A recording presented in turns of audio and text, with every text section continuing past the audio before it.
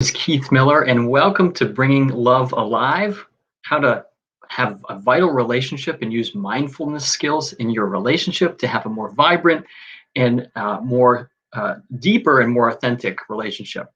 I want to jump right into this. For the next hour, I'm going to be sharing with you all the things that I know from my 20 years of teaching and from the curriculum that I've developed called Mindful Marriage, which I'll give you an opportunity to look at that and kind of walk you through what that course actually looks like. I'm just finishing up the 7-week immersive course right now with my first group, and it's gone really, really well. It's been fantastic to see how powerful some of these tools are, and I can't wait to share them with you right now. So I'm going to just jump right in. I'm going to share my screen, and we can get started. At any point, if you have questions during this, you can put it in Facebook. Unfortunately, I'm not going to be monitoring Facebook, but I want to encourage you to email me. So I'll give you my email address right at the top here. You can have that. It's keith@keithmillercounseling.com. And welcome. So my name is Keith, and I've been a psychotherapist for 20 years in Washington, D.C., and where I live here in Maryland. And I started off my career as a clinical social worker working in downtown DC in mental health, so chronic mental illness and substance abuse. And after a number of years doing that work, I transitioned to private practice. And ever since, I've been doing that, and especially working on and studying couples therapy. So that's been my main body of work. I've been an author 3 times on couples counseling and on relationship topics, including this course, which I'll be introducing, Mindful Marriage. I'm a dad to 2 teenagers. Oh my God, it's great time to be a dad in our family. I'm so proud of our kids. They're getting ready to go to camp right now, and the summer kicks in. Been married 20 years. That's an important piece of my background and what I bring to this work, because really this is personal for me. I have to say that I'm the lead student in this material that I'm presenting to you today, and also when I present and teach in the 7-week Mindful Marriage course. I'm the lead learner.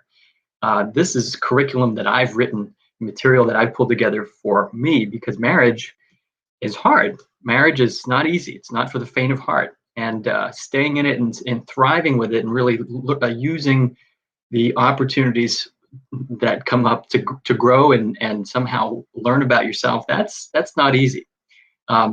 About a year ago, I started a podcast, which I encourage you to also check out. It's called The Soul of Life. And that's just something I do for fun. When I realized that one of the things that was missing is for me to share what I do, the kind of soul work that I do with other people.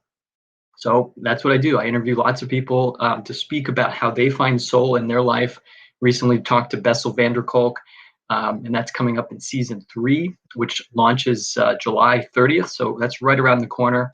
And it's a great way to get to know what other people are doing and how the kind of ways in which they find soul and stay connected to their kind of energy in life. It's a whole backstory. I won't get into it here, but why I started that, going through and experiencing a kind of depression and burnout. So that's all part of the podcast, things that I want to bring to the surface. At the end of the day, I'm just a guy that sometimes gets stuck in pursue and avoid cycles, or attack and avoid cycles, with my own wife, who I really love. But sometimes I forget. And I wonder if you've ever been in that position. You're with somebody that you really love and you care for them, and you're perhaps the partner to them as a co-parent. And what happens? You get disrupted from that connection, and you get bumped out of it, and you get into disconnection and pain in that cycle of kind of trying to get back, trying to right yourself again, and it often makes it worse. So that's really where I'm coming from when I'm teaching this. And what predicts relationship failures? I want to talk about, really flip this around in a second, talk about how do we know what a successful relationship is, right? And there's 2 people out there that know more than anyone else, and those are John and Julie Gottman, researchers out at UW out in Seattle. Many years ago, created a book this big, detailing what they think is the kind of unequivocal kind of recipe, the sort of the research-based, about how they can predict divorce. And it turns out that if you see signs of these 4 behaviors, what they call the 4 horsemen of the apocalypse, this sort of gloom and doom, is how they kind of approach it, because they think that once you have these elements in your relationship, it's over. You're on the cascade of doom, and it's actually a bit heavy. And in fact, the book is quite heavy, and I'm going to get to that point in a second. But let me first tell you what they are. One of them is defensiveness. You find yourself cutting off your partner while they're speaking, interrupting each other, not letting the other person have space, not listening. That's defensiveness. Second thing is stonewalling. Well, maybe you've gone through a phase of kind of fighting and trying to stand up for what you believe and try to get through your partner. That's not working, so you kind of just shut down. Or maybe you've been shut down the whole time. It's sort of a turning away from a kind of a chronic lack of emotion and just not letting the other person get to you. And the third one is criticism, attacking the other person, putting them down, thinking of them as less than you, not equal. They're the problem. You blame them, you criticize them. And the fourth horseman of the apocalypse is contempt. Contempt is a really heavy one. It's a serious one. It means that you're looking down at the other person. It means that you think that you're better than them.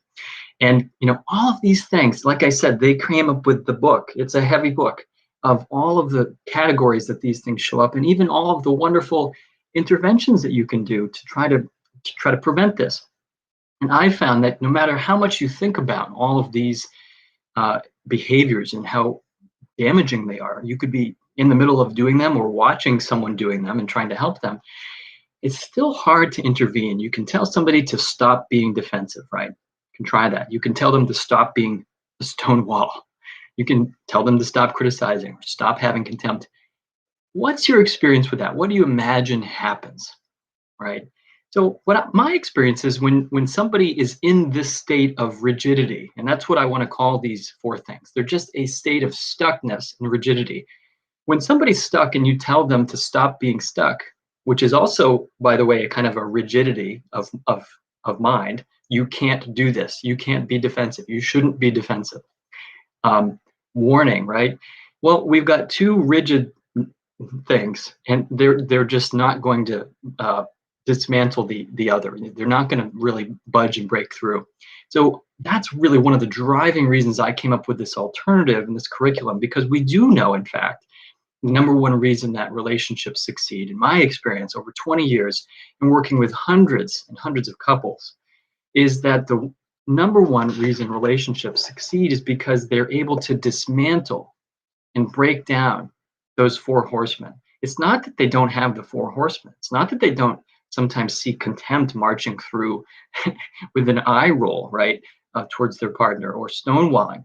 Those are states of mind, and they're pretty hard to actually just keep them out of life. They're emotions. They're normal emotions.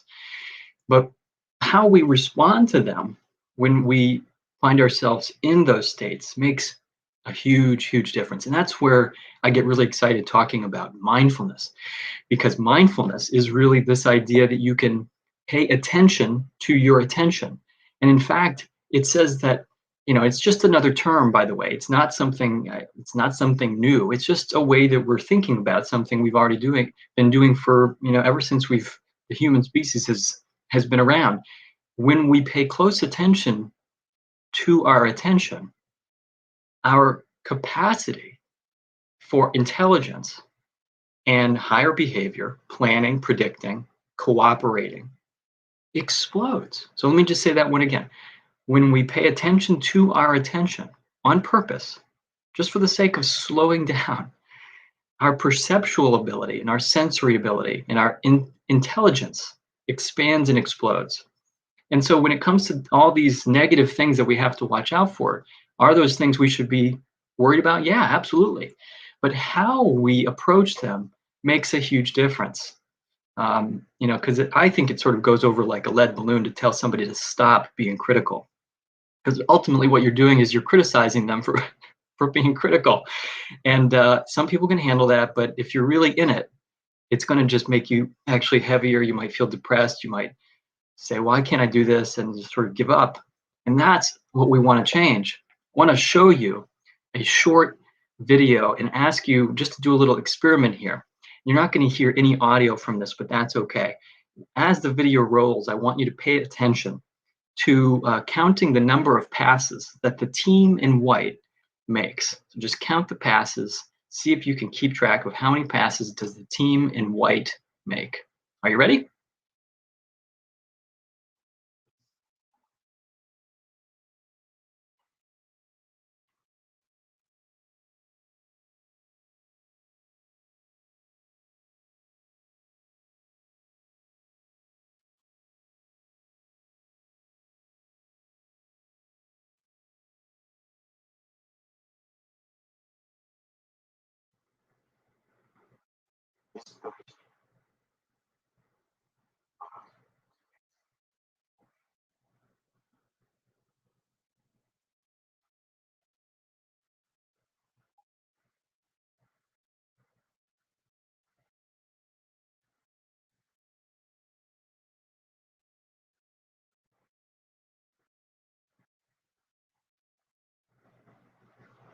Now, this was a clever ad for public safety in the UK. Look out for cyclists. Brilliant advertisement. I don't have a chance to check in with you and actually see how many of you got the right answer, but did the right answer matter there, right? I told you to look for how many passes the team in white was making. Some of you might have been able to do that, but were you able to notice what something that you couldn't have been prepared for potentially? Could you have had the sense to see that and take that in a very complex situation? Most of us are probably not going to be able to do that. And I want to just illustrate and give a personal example of how this actually works in our own mind. Because when we are trapped in those four horsemen, if we want to just use those categories for a moment of, of disconnection in our relationship, when we get trapped there, it can be very difficult to see anything other than what we're in the middle of. We can't imagine. Our imagination is not there. We've literally shut down. And there's a reason that happens in the brain, because the thalamus, which is like this gatekeeper for all of our senses and all of the input from the environments, from the environment around us, it literally shuts down when we're stressed or depressed. And so I want to give you a little story about how that works and how you can find your way out of it. And tell you this briefly here. Bear with me here. I was I had just gotten off of work some Friday many years ago, and I was going to an Italian restaurant like the one I'm about to show you in the pictures there. And I got to the restaurant early, and I was excited because my family was going to meet me. And I'm waiting around and finally get seated at a table and got served, got a glass of wine and relaxing. It's Friday afternoon, having a good time.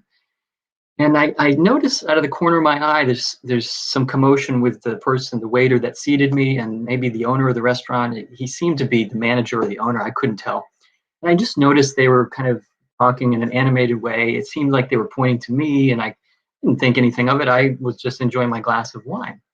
And so finally my family came, and we ordered meatballs and spaghetti and lasagna and pizza. We were having a great time. And finally, the guy that I mentioned earlier, I think I'm going to just call him Pop. He was like, it was a mom and pop place, and this guy seemed to be like Pop. So Pop comes over, and he's making the rounds to the tables and chatting. He seems to be a nice guy. He's interested in everybody and what's going on. He was kind of everywhere, hands-on at the restaurant. So Pop comes over to our table, and he's talking with us and asking us how the meal is, and we told him it's great. We had a great time. Great time. And at that time, our daughter was, I think, maybe 4 or 5 years old. And I can say this as a dad. All dads would say this about their daughter. She was the cutest daughter in the world. And sometimes people would notice and kind of give her that outward attention and kind of say, your daughter's so cute, like they do with little kids. Well, Pop kind of did that, and he started mentioning, oh my goodness, your daughter is so cute, so beautiful, wow, wow. And he's standing behind her, and it was right around the time when Pop, I think, put his hand on her shoulder, and he said something. He said, I really love girls. And it was at that time, I don't know if you've ever had this experience in your body, when you just kind of like, whoom, like something happened in my body. Just kind of like, can you imagine that? And I wasn't there anymore. I was no longer aware of what was on the dessert menu and where we were, and I was really transported to another place. So what was happening in my body is I was getting creeped out and sort of afraid. Something had tripped that wire in the amygdala that turns on the fight or flight system, and I was going into the freeze mode, past the flight mode, kind of like frozen. So Pop left, and we're trying to resume our dinner. Somehow the spaghetti didn't quite taste the same, and the meatballs. I wasn't quite there. And my wife, we were silent for a moment, and she broke the silence, and she said something that I was thinking almost exactly the way I was thinking it, except one letter different.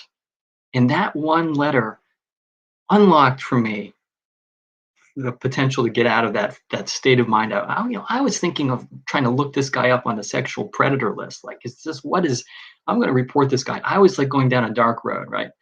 Something didn't feel right for me. My wife said, I wonder if he had a daughter. And I was thinking the same thing. I wonder if he has daughters, but she changed it just slightly. I wonder if he had a daughter. Have you ever seen that look that golden retrievers give their owners when they're looking for their owners? They kind of cock their head, and that was me. I went from this kind of frankly predator mode. I was like trying to defend myself, and I don't know what I was going to do, but I was not feeling good after what happened. It didn't seem right. Something felt off. And immediately my wife said, I wonder if he had a daughter. I was like that golden retriever. I needed to see Pop. I was like transformed from that freeze state to this mobilization of, where is this guy? I need to know more. And I was curious all of a sudden. I went from rigid to exploring and curious again. Now, I got to tell you, I don't know the full story. I'm not gonna lie to you. I didn't call him over to the table and ask him, what his story was. That's not really the point here. The point is the way my wife was able to co-regulate my nervous system by helping me process something that was scary and off-putting, right? But scary, completely changed and unlocked my nervous system so that I could begin to come back to my right mind. I had sort of lost my mind for a moment. That's really, and hello, I think hopefully you've had, that experience. And when we have that experience, how do we get back on track? Well, it's helpful if you have somebody who can process with you and help you get unstuck. But what if the person you turn to is actually the cause of you getting stuck? What if the person that you hope will help regulate your nervous system, help you feel better after a really shitty day at the office or something happening? Grief. We have been going through so much grief through the pandemic and all of the losses. We're still comprehending all of what we've gone through in mental health.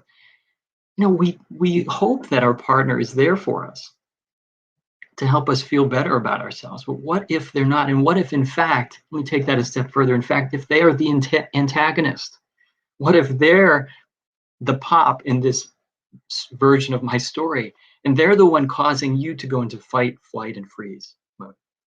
Well, that's exactly what happens. And I'm going to share a little bit more to tell you really what's going on in the mind. We get trapped by category. That's the term that people like Ellen Langer use, who research mindfulness, which is really just the act of paying attention on purpose to the present moment without trying to change it. So someone like mindfulness, who, by the way, I had a great interview with Ellen Langer back in season 2 on The Soul of Life. I invite you to check that out. And before I go further, for those of you here, if you're able to stay on to the whole end of the podcast, I'm going to give a discount code for the course that's coming up, 7-week course. And I'll spend the last 15 minutes going over what the course is. So stay with me. And if you didn't hear at the beginning, my email address, I want to give you that right now. It's keith@keithmillercounseling.com. You can send me a note about anything. I'd be happy to hear from you, but especially if you wanted to get a mini course instead of signing up for the 7-day course, which is a paid course. You could sign up for a mini course. Just tell me you want that mini course and you get 3 emails. It's basically a little mini challenge where you get the mini course that I'm part of, which I'm teaching here, and get the sample kind of walking through this material over the next 3 days. So just send me an email, keith@keithmillercounseling.com, and I'll get you signed up for that mini course or answer any questions you have. So we get trapped by category. What does that actually mean, right? Well, we make up a story. We make up a story instead of taking the risk of wondering with curiosity. Remember what I was talking about in the brain and how the brain works. And my course takes you through this. Mindful Marriage course takes you through the first 2 or 3 weeks, really just 101, what's going on in the brain, basics, when we're stressed, and the fight or flight mechanism that kicks in.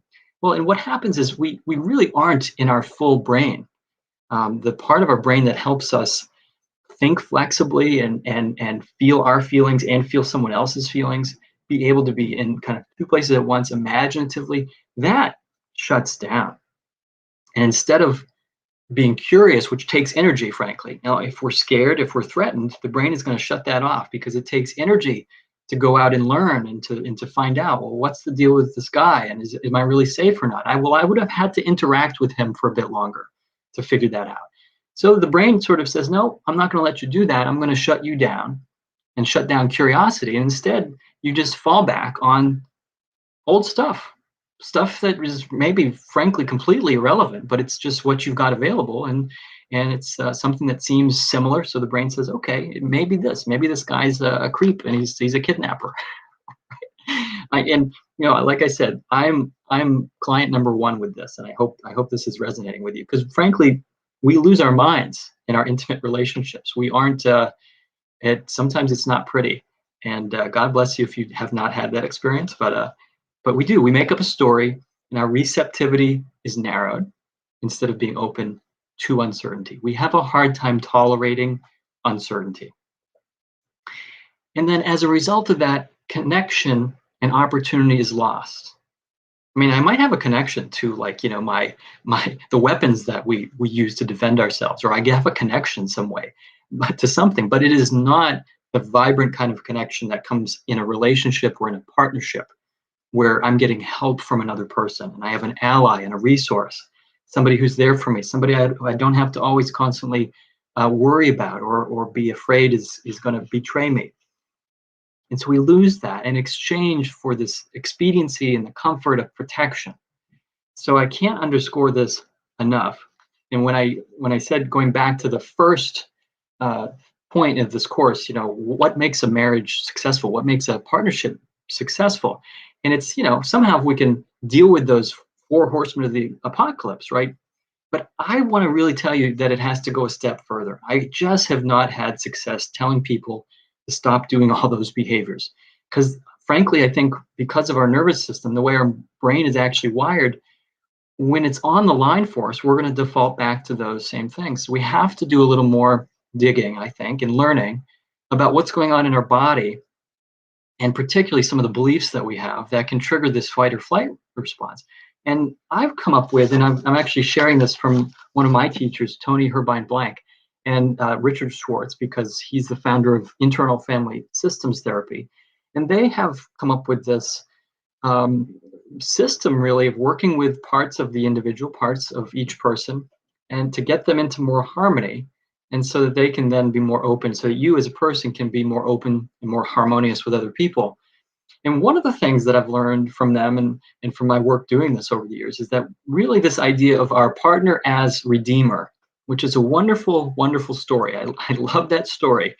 There's great people out there who are still teaching this as the kind of the solution to marriage problems. Is just somehow remind your partner that actually they are kind of divinely, or in some way, in some sacred way, kind of there to redeem you or to make you whole. And I actually love that story. There's nothing wrong with that story, except that it only works half the time. It only works if 2 people are buying into it. And so the 3 projects that I found really cause relationships to go off the rails and into the gutter, and my own is included in that. I want to really put that out there.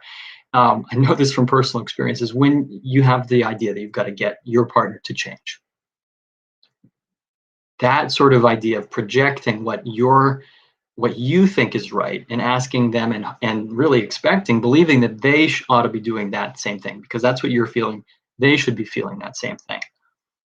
And the second project that can cause our relationship to really go into the gutter is we say, okay, our partner's not changing, so maybe it's me. Maybe it's because I don't have the right kind of body. I need to lose weight. Maybe it's because I've always had depression, or I've always had anger. That's got to be because it's my fault that the relationship is failing. And so we take on these projects of trying to change ourselves and redeem ourselves, when that really doesn't work either. And if those two projects don't work, then we give up. And maybe we stay with the person, but we fantasize about leaving them, or somehow everything being over. And then, we kind of numb out. We're not really participating in that relationship at a heart and soul level. And so we stay numb. And I want to underscore that, how we feel towards our partner, how we feel towards ourselves makes a huge difference and affects how I'm going to feel toward my relationship. Let me just underscore that again. How I feel towards myself completely affects, it's directly proportional to how I feel towards my relationship. Because the default mode in relationships is really this sort of we-ness, if you will, that you and I are one. And the old joke is, well, you and I are one, and yeah, I'm the one. You're part of me. And when the rubber really hits the road, that's what the fights become about. Well, my reality should be your reality. And we get into these power struggles to try to make the other person's reality match what ours is. And so that's just not the truth. The reason I was showing you those projections is because projections, I think, are the number one reason that relationships fail. Projections it's not that we're lazy. I really don't believe our mind is just being lazy and making up stories. Mechanically, I think biophysiologically, the brain actually is just trying to conserve energy. It's the number one thing that it does. And so when there is some stress, the brain is going to default out of learning mode. It's going to take you out of that learning mode and go into its default mode, which is kind of just making up its own story and doing its own thing. It's not challenging itself because it's too stressful to do that. And so what I teach people in this course, Mindful Marriage, is how to turn off that projector and how to discover, in fact, the vibrance and the joy that comes from listening, truly listening to everything that's going on inside of you, your inner life, and getting to know all the different parts of you that are making up stories about the world and interacting with them, actually beginning to have a relationship with each of those parts of you, so that you, and not those parts of you, so that you can be the one that is showing up in intimacy. And that you're not going to be driven by emotions, which ultimately have some agenda or trying to protect themselves and avoid fear, so that you, in your open heart and your soul, can just be there with your partners, two beings that probably know how to take care of each other and know how to love each other, if we can get into alignment with what's going on inside. So those, these projections happen all the time, and there's nothing wrong, nothing bad about them, except when we don't know that we're doing it. Because it's the idea that if you're not feeling what I'm feeling, I've got to make you feel what I'm feeling. Or I'm going to make up a story that you're just an idiot because you don't believe what I'm believing. And that's what we see happening out in the world. Even simple things like in our language, we'll say, don't you just love these chairs? Don't you love the color of this rug or whatever? And what we're actually failing to do there is own up to what you actually like. You're projecting onto me saying, don't you love these things? What you're really not doing is taking the risk and telling me where you stand. And so the course that I teach here, Mindful Marriage, which starts, by the way, July 15th, there's only 8 days left to register. And like I said, there's a discount if you wait till the end of this course. I'll give you a coupon for a discount for registration. That course really teaches this critical skill, what I call the U-turn.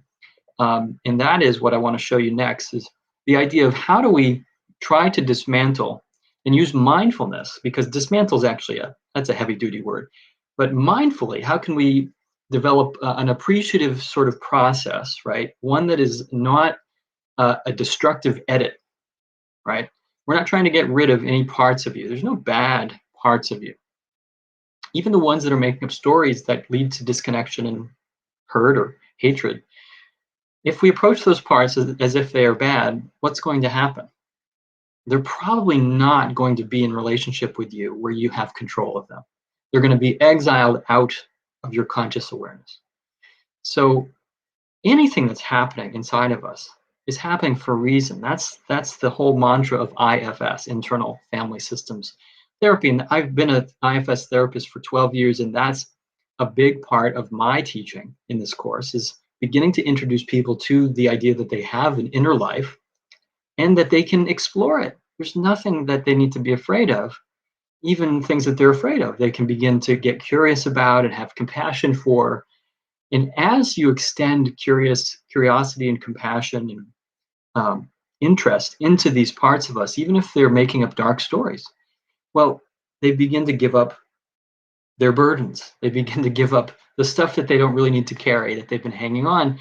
And your thinking becomes more efficient. Your relationships become more clear because you're handling and processing all the unnecessary baggage that you make up. And I'm going to give you another example of one that happened to me just the other day and how this process works. I'm grateful to this group of people that have shown up here today. I'm so glad you're here. Pop into the chat, by the way, on Facebook. Post a message. Tell me what you're thinking of this material. I'd really love to hear from you and ask questions. That's where I'm going to answer your questions on Facebook. And again, my email is keith@keithmillercounseling.com. If you want to get access to a mini course, which is 3 days of the material that I cover normally in 7 weeks in the Mindful Marriage curriculum, just drop me a line by email and say, hey, Keith, I'd like to get that mini course, and I'll send that to you. Yeah, I'm grateful for the people in this, for you being here, but the people that have been part of this 7-week course that I'm teaching, because they're giving me a chance to really bring this material to life. And I'm happy to share another example of that in a moment. Let me get back to my slideshow so you can see a little bit further as we go on about the U-turn. This is how we stop that projector. How do we stop that projector? Well, one thing that I've done and noticed over the years is this idea called the U-turn, and I call it the YOU turn. Some people just call it a U-turn, like you see on the roads. And what is the U-turn exactly? Well, it's this idea that you're going to let go of changing your partner. So first of all, it's a belief. It's saying, like, look, that project of trying to change my partner isn't working. And so what am I going to do? I'm going to first at least let go of that project. Second thing, with the energy that I have that's freed up from all that work trying to change my partner, the second thing you can do is begin to focus on the reactions you're actually having. And I don't mean analyze. I'm not a huge fan of CBT or psychoanalysis, because even though they can be helpful at creating categories and labels, helping people get to know things, name it to tame it, that's kind of a helpful thing to have. But at the end of the day, if we create more categories, we may not fully understand how they work. So when we focus on our reaction in our body, a bunch of things happen. When we use mindfulness to do that, we notice our breath, we notice our heart rate, our muscle tension, and then our mental activity. All of those things that I mentioned, breath, heart rate, muscle tension, those are in our body. And our thoughts are also in our body. So as we begin to focus on our actual physical sensations, like what are my muscles feeling? How fast is my heart beating? And as I give that mindful attention, just kind of indulge in doing nothing else except noticing my breath, well, slowly but surely, the parts of me that are my mental activity, my inner voices, thoughts, feelings, images, memories, those also begin to change. The qualities of those mental activities begins to change. Anybody who knows Dan Siegel's work with his wheel of awareness knows that when you focus on the activities of the sensations, the outer rim, all of your outer sensations, your the sensations inside your body, then by the time you get to your mental activities, those have begun to slow down. And this is what I teach in the course Mindful Marriage. It's a meditation that you do two times a week, two different meditations, and they're 20-minute meditations. And what happens is in the first 10 minutes, you're just given a basic, simple centering body scan type of meditation to get into what I call your home base. And then in the second 10 minutes, gradually over the course of the 7 weeks of that course, there's 15 lessons. Each of those lessons begins to unfold a gradual desensitization. In other words, in that second 10 minutes of the meditation, once you've relaxed and gotten your heart rate down and slowed your mind down, then we introduce some triggers, some things that maybe have been stressful. You think about some interaction you've had with your partner while remaining in that home base of your body. Your body really is the base. Bessel van der Kolk says, the body keeps the score. Great interview with him coming up on the podcast, my podcast, The Soul of Life, coming out. I think he's August 6th. Real privilege to speak with him. And so the meditations in the course have those two features. One is the grounding, and then the second is the exposure. And then, of course, there's videos, and I'm going to show you one of those videos in a second, that explain the concepts of the U-turn like this. Our impulses begin to slow down. And lastly, this is the real juice, the crux of the course of Mindful Marriage, is that it's not just enough to notice and be mindful. Mindfulness is great. If you know how to meditate, that's actually a huge skill to have. But it's not going to solve polarizations in your psyche. It's not going to resolve inner conflicts that you have. One part of me really wants to stay in this marriage. One part of me really wants to leave. Well, I can be relaxed and in a mindful state, and I'm still going to basically have those two parts kind of battling with each other. So what we teach and what I teach in Mindful Marriage is, how do you work with your parts? That's a basic skill of IFS, Internal Family Systems Therapy. Well, we get to know them. We explore them. We welcome them all. We have an attitude of compassion towards them, even and especially towards the parts of us that are doing the hard work of protecting us. Remember, back at the beginning of the session here, I talked about the 4 horsemen of the apocalypse.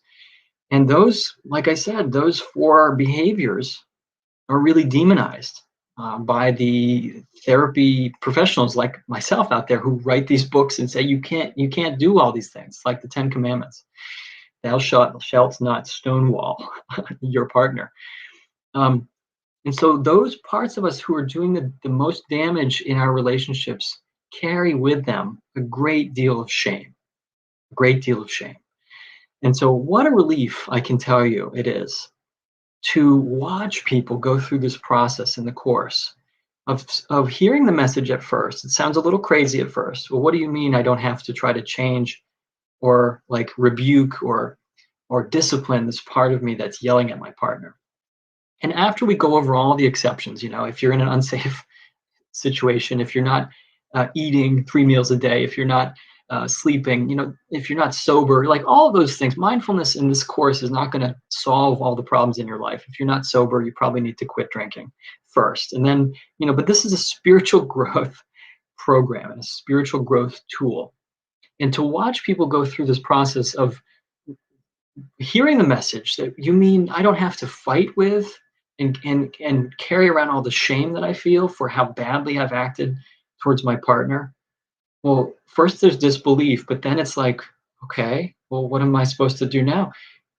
And that's a beautiful question. It opens up this relationship that you can begin to see happening between the person's behaviors, your behaviors, and these parts of you, and you, like your spiritual you, not these parts of us. Of course, we have parts of us that embody our life and get things done in the world, but that's what we do. That's like the job we do in the world. I can tell you from firsthand experience dealing with burnout and depression, that's not who we are. And when we lose sight of that distinction, it's really depressing. Life is really depressing. So to see the relationship between a person and their parts come alive, and you start to see self emerge as kind of spiritual core, it's really amazing. And those protectors that are doing this hard job actually would like help. And then the idea in the U-turn here is once you've done some work talking to your protectors, getting them to step back a little bit, then you do the job almost like an ambassador. You're the one then, your kind of core self, not that part of you that was fighting. You go and make an apology, and you leading with your heart and your soul, connect with your partner without an agenda. There's no agenda. And that really begins a process of transformation in the relationship, of trust and genuine intimacy. I want to give you an example of actually how this works. It can be a little hard to explain the U-turn, but the whole idea is that you are going to stop the projector, stop those projections, and no longer buy into the idea that your partner has to change. Once you do that, you're going to focus on your world. It's all about you.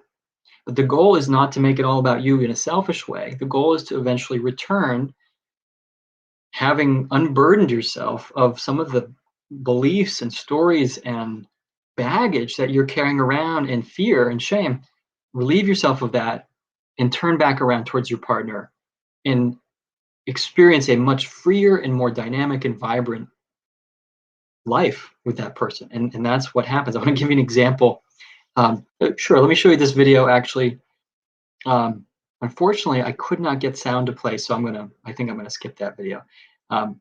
If you email me, what I'll do is I'll send you a video, a couple of videos, samples of this course. And in fact, no, I'll do one better than that. I'll refer you to the website registration page, which has not only the whole curriculum of the course outline, 15 lessons, but it gives you access. Even if you've not registered yet, you can preview a number of those lessons, and you see the chapter, the PDF chapter. You see the video that looks something like this. There's animations that walk people through each of these concepts about how the brain works, how the body and brain work together, and how you can show up in a way to lead those systems in your body and inside your relationship. So the videos you can sample if you go to that registration page, which is community.souloflifeshow.com.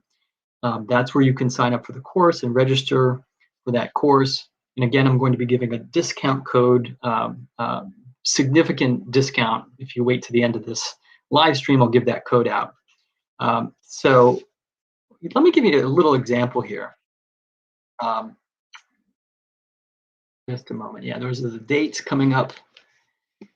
July 15th through August 26th, 7 weeks. And this one's going to be middle of the day, Eastern Standard Time, so New York time, 12 o'clock. So I believe that's 5 o'clock in London, 5 to 7 p.m. London time. And in addition to those live presentations, you're getting the whole curriculum that you see, which is really meant to be done on your own, but you're doing it with your partner at the same time. Show up at the classes each week, and get an additional lesson and reinforcement from me. And also get to know the people in the group. I've really been wonderfully surprised at how willing complete strangers are to, using the curriculum, get to know each other and try to master these skills and get to know it. That's been a wonderful thing to see. It's not something you can get anywhere else. I mean, you can go do private couples counseling, but you just can't get that community aspect of this, being all in it together. Before I go on about the course, I want to give another example of how I did the U-turn just the other day. I was, we've got 2 cats, and we call them our COVID kittens because we got these 2 Maine Coon cats, really furry creatures, and they're twins. And that's all important, by the way, for this whole story. So you got to hear me out on this. I was, we've been having some issues with, if you've got pets, you know how this works with these cats have so much fur that they're actually getting these mats and knots in their fur. And so, we've been noticing that we can't get them out and everything. So finally, I decided to look up, how do you deal with that, with the Maine Coon cat? Because they've got these 2 layers of fur, and you've got to do more than your average share of grooming. They're like wolves, these guys. And so I looked it up, and I found all the tools that we needed, and I found a solution.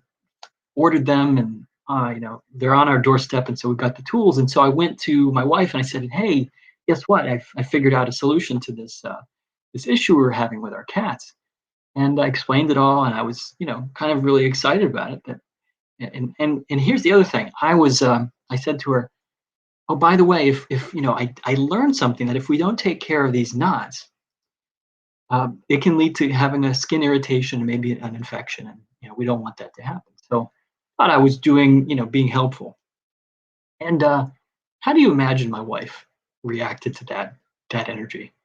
And you don't know, of course, because you haven't been hearing me tell stories in the course like I have been with my current students. But um, well, she heard it and she was like, "Well, maybe it's not that bad," or something to that effect. We talk in the course about the roles that we take on of pursuing and withdrawing, right? So this was one of those cycles beginning to happen right before my eyes.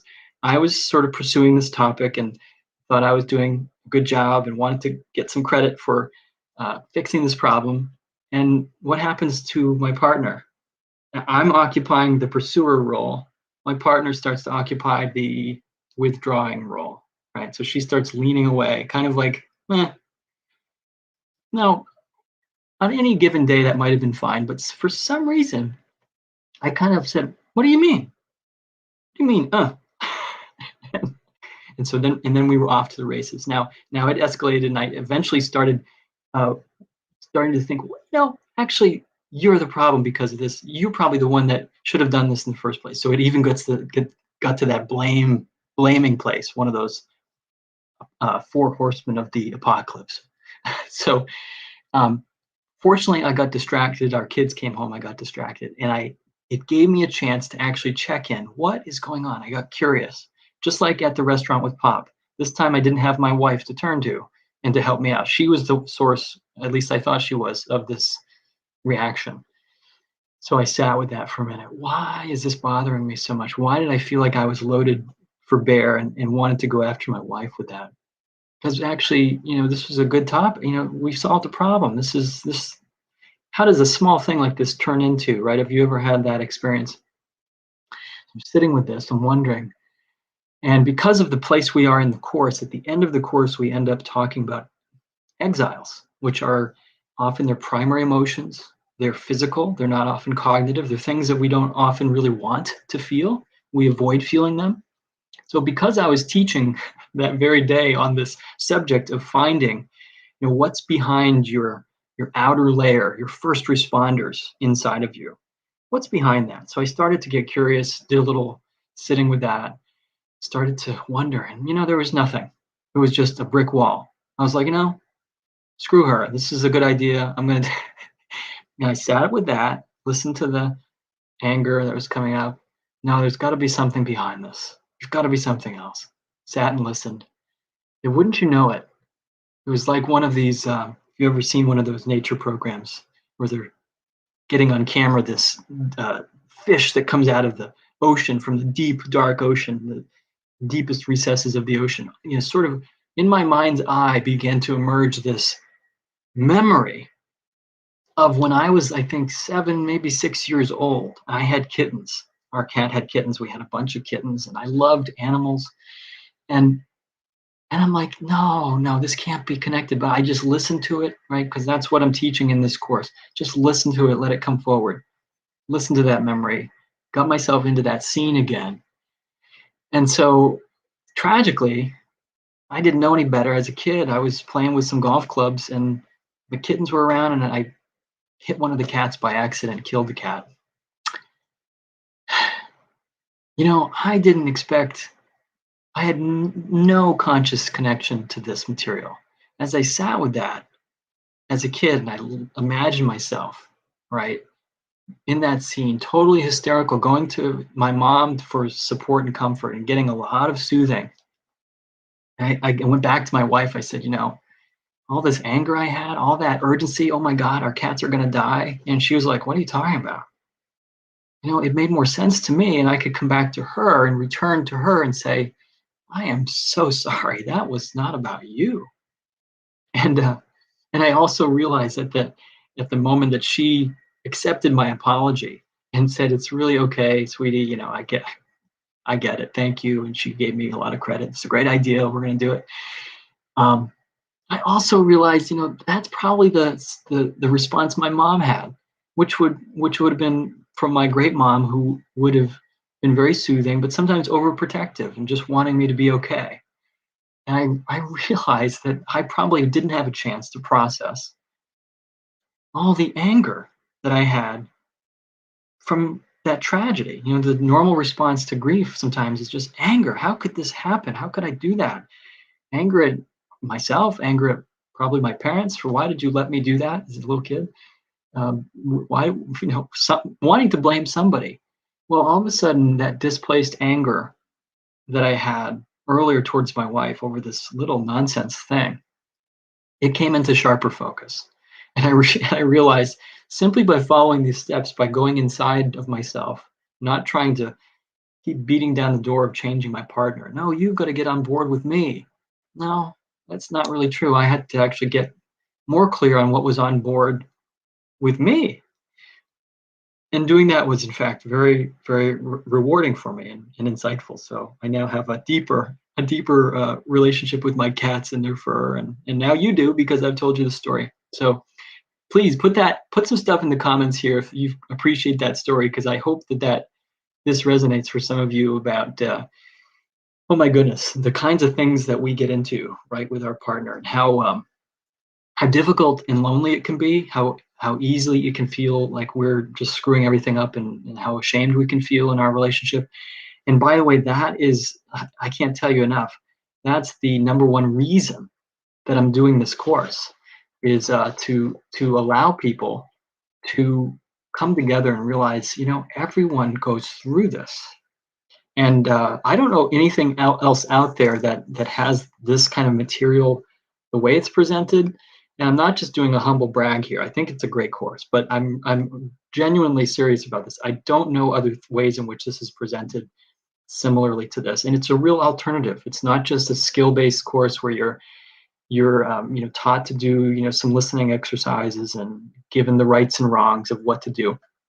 I frankly think that those are helpful, and well intended, but they don't cook the stew. For people who are actually dealing with contempt, actually dealing with stonewalling, partner who won't participate. I've seen partners in the course and heard from people who are in this current cohort of students say to me that they, just because of them doing the course without their partner, they've begun to make their partner more curious about them because of the changes that they're beginning to see in themselves, in their partner. So I don't know anything else that's out there that's like this. Go and check it out. There's only 9 days left to register, and I'm going to give you a discount code in a moment. Let me just walk you through what the course actually delivers. And of course, you can go to the website and see this. Encourage you to do that. Go to community.souloflifeshow.com. Or if you want to just take a mini course, send me a short email and say hello. And that's Keith@keithmillercounseling.com. I'll send you a mini course, so you get 3 mini lessons over the course of the next 3 days. So what do we do in the 7-week live course? Well, first and foremost, you've heard me speak about this. We develop consistent self-regulation skills. So instead of starting with co-regulation, which is how can you regulate your conversation, how can you care for each other more, how can you take care of the relationship, that's nice, but I want to focus you on self-regulation first, and then you can do the co-regulation. And I think those two go hand in hand. But I think this is our core, obviously, is our own nervous system. Let's start with that.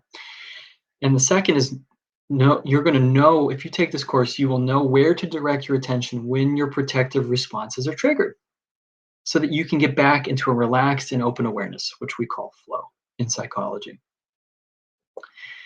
And lastly, I'll introduce the idea of how some of the concepts in IFS parts work can help you unblend, separate from protective parts of you, so that you can access things like compassion, courage, clarity, connectedness, all those essential qualities for hard conversations. Instead of collapsing or panicking, you'll actually have strength and courage and clarity while remaining calm at the same time. So that's the goal.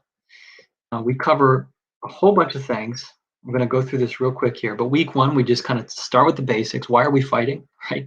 And we talk about getting a growth mindset into your negative cycles as a couple. Just just naming that couples have negative cycles for some people can be like a game changer. It takes the shame out of what they're going through and gets their beginner's mind going, gets their learner's mind going. If we talk about these essential qualities, using the meditations each day throughout the course to begin to have a body focused, loving and appreciative focus towards your body and all the physical reactions, the full range of emotions. Week 2, we talk about being more than your thoughts, feelings, and beliefs. I introduced the U-turn, which really kind of is the guiding crux, the guiding, the meat of this course. It takes us through most of the lessons. And then in week 3, we talk about this idea of the inner orchestra conductor, what IFS calls the self, or meditators call big mind, and these qualities that emerge actually from our kind of spiritual core and that we're all born with. We don't have to do anything to fix ourselves. We just have to more or less believe and access these things and look for them. And they, sure enough, they start to show up. In week 4, we talk about healing, some of the protectors that you have done battle with your partner with, and using this sort of respite or sanctuary idea that even your protectors need love, even the parts of you that are defensive, critical, hostile, contemptuous. Those parts, if you don't love them, who's going to love them, right? They're just going to continue to get more burdened and more heavy and more, acting out. And then we talk about how awesome it is inside of us that we have this potential to really be awesome that exists in all of us unconditionally. And we talk about week 6, getting a hold of perfectionist and critic parts, inner critics, and learning to turn towards each other. We talk about communication skills and listening skills, empathy skills. So those come up here. That plays a sort of a minor role in this course compared to what I think is more typical in couples enrichment courses. This plays a minor supporting role, but one that I think is critical, because when we return to our partner after feeling better ourselves, to be able to make sure we don't just hold it and hoard all that good energy ourselves. And we talk about habits in week 7. And I want to leave you with an exercise to do here as we wrap up in the next 2 minutes. This is something, let's spend a little time with this at the beginning of the course. But closing your exits. If you're in a relationship, something good is happening, or at least it has been happening. And just like right now, it's 95 degrees outside Fahrenheit where we are. We keep all the windows closed because we want to keep all the good cold air inside. And over time, what happens is we get distracted. We get busy with life. We have kids, and we open up all these windows. Well, those are important things to be doing, but they take away energy from our partner. So what is an exit? It's any habit or behavior that's not a direct investment in your partner. And I'm going to encourage you to grab a piece of paper and just make a list of some of the exits that have opened up in your life, in your relationship. Some of them are urgent and they need to be addressed, so that you need to close those exits, like untreated mental illness, depression, panic and anxiety, substance abuse, affairs, health problems. Your relationship might improve by doing this course, but those are important things to address first. And then, of course, there's nuisance things like our kids, and that's a joke. But like, seriously, we have kids and they're wonderful, but they also do interfere. And sometimes we have to make boundaries. Boundaries are good, even with good things like our kids. And the important thing here is focus on your exits. This is not a list for you to make for your partner and for you to go back to them and say, hey, I think you need to do this and do that, and then we'll be better. This is about you first. The whole point of mindful marriage is you first, and your partner will follow. And I am so excited that you've made it this far, and I'm so thrilled that you've been with me listening. And I hope you will pop into the chat on Facebook, ask some questions. And if you've taken notes of anything you want to learn more about, put some questions in the Facebook chat. Thank you so much. I'm going to give you a code now, which is a discount. It's a 30% discount if you enter it at the registration there you see at the top of the screen, community.souloflifeshow.com. And the discount code is all capital letters, live stream. One word, live stream, LIVESTREAM. And that will give you 30% discount towards the next enrollment of Mindful Marriage, which starts July 15th, just a few days. And by the way, that discount code only lasts for 3 days. So it expires midnight Saturday, July 10th. You've got a few days to register. Please spread the word. I'm so grateful for you being here. Thank you.